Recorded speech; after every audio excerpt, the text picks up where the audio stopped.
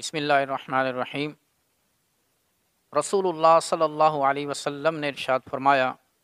صلو کما رأیتمونی اصلی،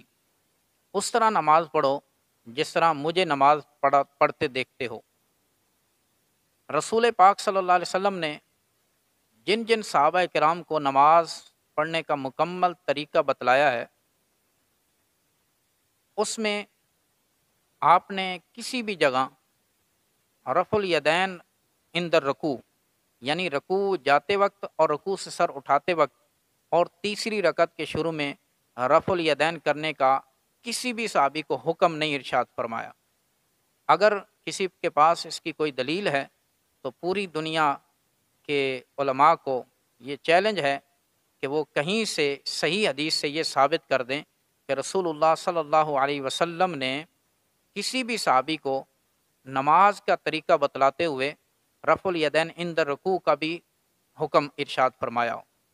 لیکن نہ خنجر اٹھے گا نہ تلوار ان سے، یہ بازو میرے آزمائے ہوئے ہیں۔ تو آئیے آپ کو بخاری شریف کی صحیح حدیث آپ کے سامنے پیش کرتا ہوں، جس میں رسول اللہ صلی اللہ علیہ وسلم نے ایک صحابی کو مکمل نماز کا طریقہ سکھایا، مگر اس میں سوائے تکبیر تحریمہ کے وقت رفع الیدین کے کہیں بھی رفع الیدین کی تعلیم ارشاد نہیں فرمائی۔ صحیح بخاری حدیث نمبر 757 ہے۔ حضرت ابو ہریرہ رضی اللہ تعالی عنہ سے مروی ہے، ان رسول اللہ صلی اللہ علیہ وسلم دخل المسجد، ایک دن سیدنا رسول اللہ صلی اللہ علیہ وسلم مسجد نبوی شریف میں داخل ہوئے، فدخل رجل، ایک اور شخص کہیں سے آیا، فصلی، اس نے نماز پڑھنا شروع کر دی، فسلم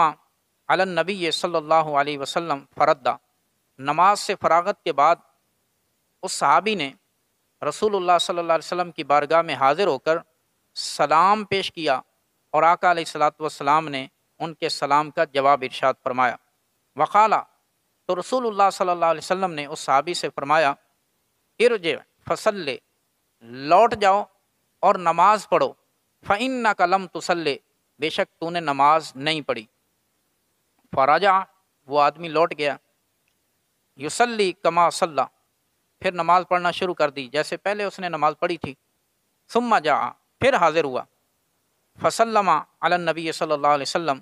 پھر حضور کی بارگاہ میں سلام پیش کیا۔ فقال، آقا علیہ الصلوۃ والسلام نے ارشاد فرمایا، ارجع فصلی، پلٹ جاؤ اور نماز پڑھو، فإنک لم تصلی، بے شک تو نے نماز پڑھی ہی نہیں۔ ثلاثاً، یہ 3 مرتبہ حضور علیہ السلام نے اس صحابی کو حکم فرمایا کہ جاؤ نماز پڑھ کے آؤ، تم نے نماز نہیں پڑھی۔ فقال والذی بعثک بالحق، تیسری مرتبہ انہوں نے عرض کی کہ یا رسول اللہ، اس ذات کی قسم جس نے آپ کو حق کے ساتھ بھیجا ہے، ما احسن غیرہ، اس سے بہتر تو مجھے نماز پڑھنی نہیں آتی، فعلمنی، آپ مہربانی فرمائیں، کرم فرمائیں اور مجھے نماز کا طریقہ سکھلا دیں۔ فقالا، تو حضور علیہ الصلوۃ والسلام نے ارشاد فرمایا، اذا قمت الی الصلاۃ فکبر، جب تو نماز کے لیے کھڑا ہو تو سب سے پہلے تکبیر تحریمہ کہہ، ثم اقرأ ما تیسر معک من القرآن، پھر جتنی میسر ہو سکے قرآن پاک کی تلاوت کرو، یعنی قرات کرو، ثم ارکع، پھر رکوع کرو، حتی تطمئن راکعا، یہاں تک کہ اطمینان کے ساتھ رکوع ادا کرو، ثم ارفع، پھر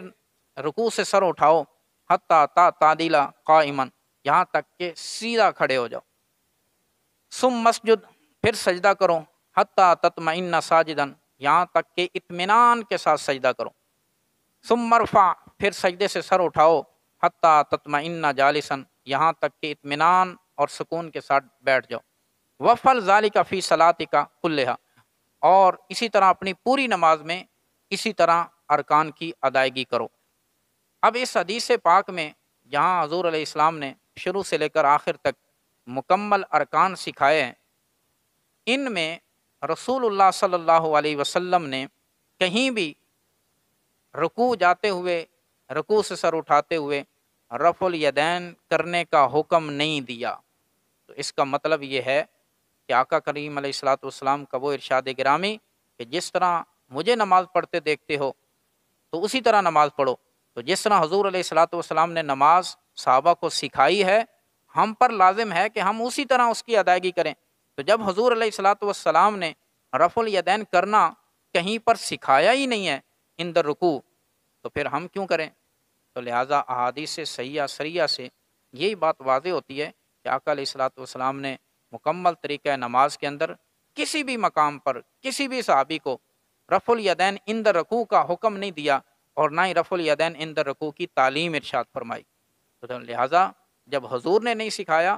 تو ہم بھی آقا علیہ الصلوۃ والسلام کی پیروی میں، آپ کی اتباع میں رفع الیدین عند الرکوع نہیں کرتے، اور کرنا بھی نہیں چاہیے۔ باقی رہا حضور علیہ الصلوۃ والسلام کا اپنا عمل،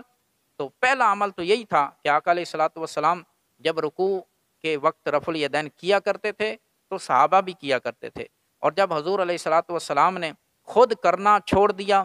اور لوگوں کو سکھانا چھوڑ دیا تو الحمدللہ ہم نے بھی رفع الیدین کرنا چھوڑ دیا۔ اور اس پر اور بہت ساری احادیث ہیں کہ جس میں جیسے حضرت عبداللہ بن مسعود رضی اللہ تعالی عنہ کی حدیث ہے جامع ترمذی میں، کہ انہوں نے صحابہ کی جماعت میں کھڑے ہو کر ارشاد فرمایا، الا اصلی بکم صلاۃ رسول اللہ صلی اللہ علیہ وسلم، کیا میں تمہیں رسول اللہ صلی اللہ علیہ وسلم والی نماز نہ پڑھاؤں؟ فصلی فلم یرفع یدیہ الا فی اول مرہ، تو کہیں بھی رفع الیدین نہیں کیا سوائے شروع نماز میں۔ تو شروع نماز کے اندر رفع الیدین کرنا یہ سنت ہے، اور اس کے علاوہ کہیں دوسرے تیسرے مقام پہ نہ کرنا، یہی حضور علیہ الصلوۃ والسلام کا عمل بھی ہے، اور یہی حضور علیہ السلام کی تعلیم بھی ہے۔